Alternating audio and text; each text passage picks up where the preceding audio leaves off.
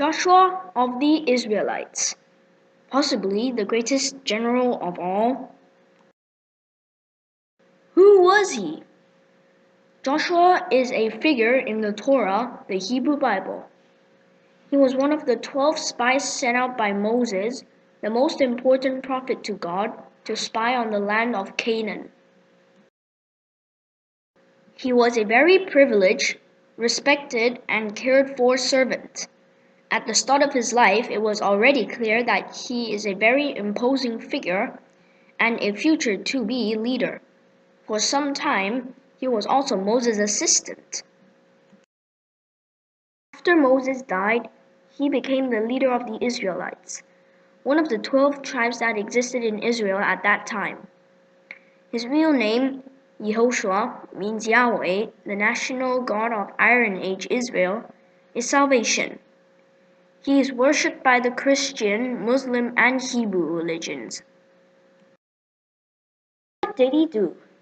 When Joshua became the leader of the Israelites, God told him to invade Canaan, also known as the Promised Land.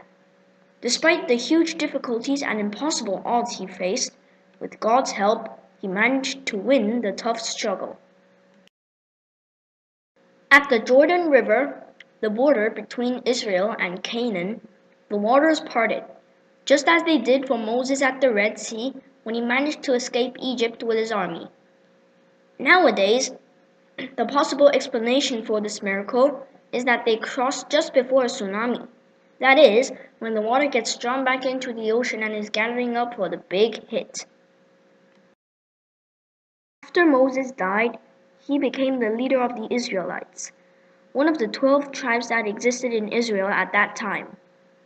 His real name, Yehoshua, means Yahweh, the national god of Iron Age Israel, is salvation.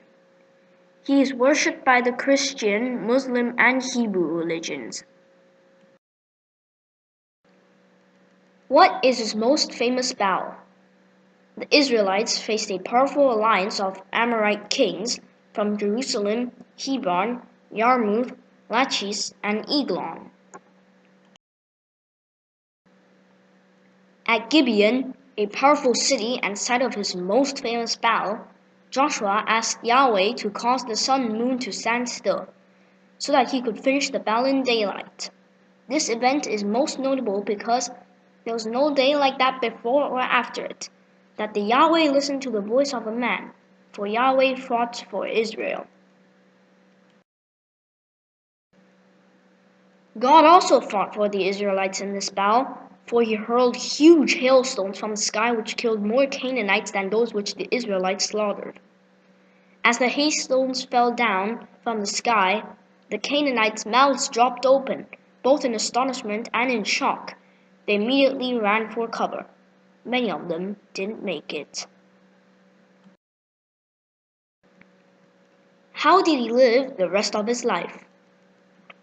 After his dramatic victory at Gibeon, Joshua was able to lead the Israelites to several more victories, securing much of the land of Canaan. From then on, all the way till his death, Joshua went on to rule his empire, God's promised land. Even though he was old, retired, and getting weaker by the second, still, amazingly, no one dared to attack even the smallest bit of his empire. That's how feared, respected, and revered he was. When he was old and very well advanced in age, Joshua, the feared and respected general, gathered the elders and chiefs of the 12 tribes and advised them to have no fellowship with the native population because it could lead them to be unfaithful to God. At a general assembly of the clans at Shechem, a town of the empire which he ruled, he took leave of the people, warning them to be loyal to their God, who had been so mightily revealed in the midst of them. As a witness of their promise to serve God, Joshua set up a great big stone under an oak by the sanctuary of God. Soon afterward he died, at the ripe old age of 110, and was buried at Timnath-Serah, in the hill country of Ephraim, a part of his empire, north of Mount Gaash, also known as Angry Mountain. Thank you for watching, and may God be with you. The general who wins the battle makes many calculations in his temple before the battle is fought. The general who loses makes but few calculations beforehand. A quote by Sun Tzu.